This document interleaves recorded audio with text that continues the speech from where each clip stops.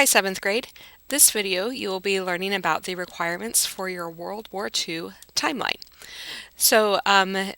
The substitute should have handed out your page. It's a one-page paper and it has chronological order on it. And before we get started with that, I just wanted to talk to you a little bit about what I'm expecting for your timeline. These are the requirements that you must have in your timeline. So first item is you need to make sure that you have all 9 events. If you do not have all 9 events, you do not get full credit. The next thing is you need to have correct chronological order. We've talked about this before, that the item touching the timeline needs to be in the correct chronological order, and it needs to actually touch the timeline and not just kind of be off in space with a random text box. The next thing that you are going to need is to have the correct year, event, and description easy to read. So that means you may need to increase the text size, decrease the text size, you may need to change the font, you may need to change the color, you may need to type a little bit bigger, a little bit smaller, whatever you need to do, but all 3 of these need to be in place. You must have 4 pictures. We showed you how to do that in the Slinky video, or in the Slinky explanation. You need to have a title. That one's kind of a duh. And it needs to be easy to read. So this is how you're being graded for your timeline. Let me show you an example of what a good timeline looks like. This is a good timeline. As you can see, the years and where they connect on the timeline are in the correct chronological order. You can see, this is an example of inventors. This is what quarter 3 did. You can see that it's very easy to read the name and the description, and this person chose to put a picture on every single item. That is totally fine. This person had the extra time in order to do that, and that's okay. Title is centered and large and easy to read.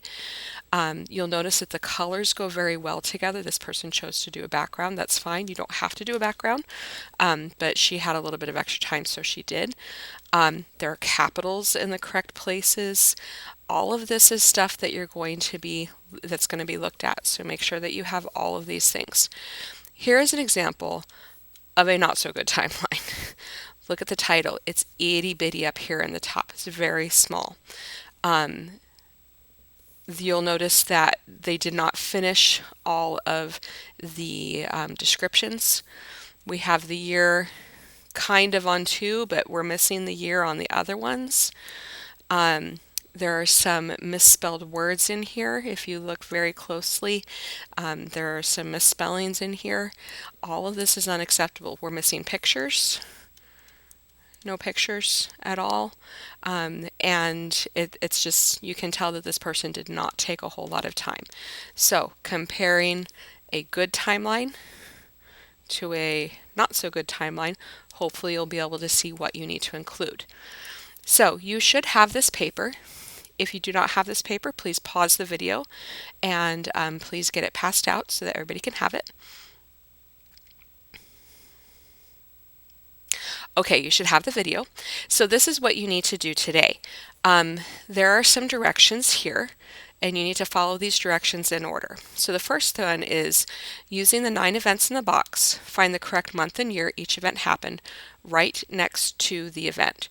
So you're going to search online with a partner, and you can together figure out when all of these items happened in World War I.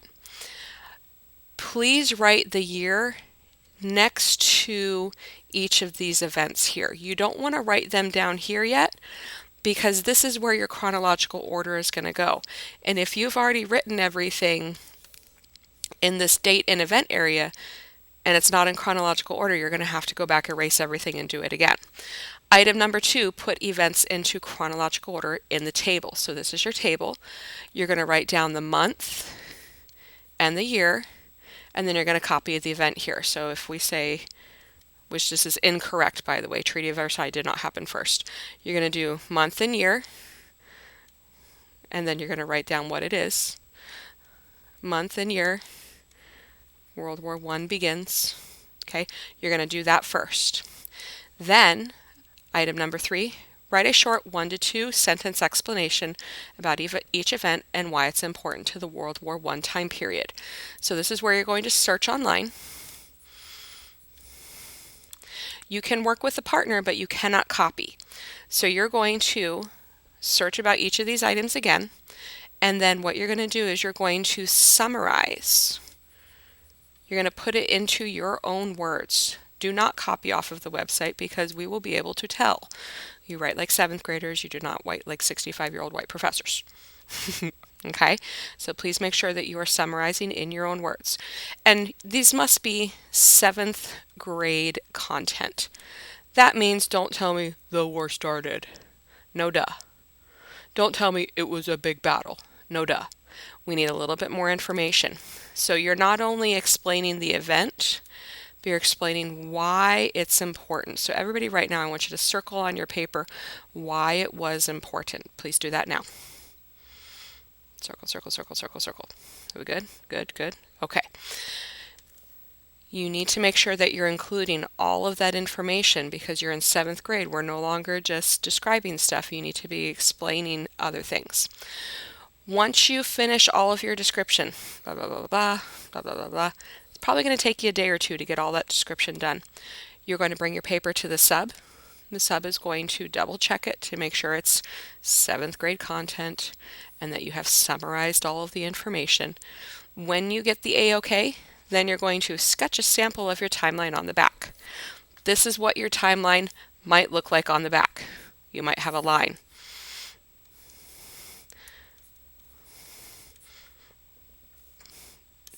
And then a box with information. With a box and information. You notice how I'm just scribbling here? You do not need to completely redo your timeline. Okay, this is just a sketch. So you're just sketching out where information is going to go. So you're going to indicate where titles, dates, and descriptions will go. So you'll notice I have 91, and see I need a title in here. So if I write treaty under here, if maybe that's what I want it to look like. Or maybe, I want a box connecting like that, and maybe I have the date here. Or maybe I have a vertical timeline. Maybe my timeline is vertical and I have my dates over here and then my descriptions over here on this side. I don't care how you do it, but all of that information needs to be inside. Once you have finished your information here and you've been checked off by the sub, you can then go into Google Drawing and begin working. Now, timeline for this. Your chronological portion needs to be done on Tuesday. So that's tomorrow. You get basically the remainder of this class period. Chronological order needs to be done. This is not taking you forever. You're going to have 2 days to work on your descriptions. So you're going to have Wednesday and Thursday. You're going to work on descriptions. Again, you're researching online. You are summarizing. And you're writing in 7th grade content. Do not give me baby 1st grade answers. Then Friday and Monday, you should be working in Google Drawing. Okay, so this is going to be due on Monday, April the 18th. That's when that's going to be due. That will be turned into Google Classroom. So if you have any questions, you can ask the sub. If you need to see something else, go ahead and watch the video again. Thanks.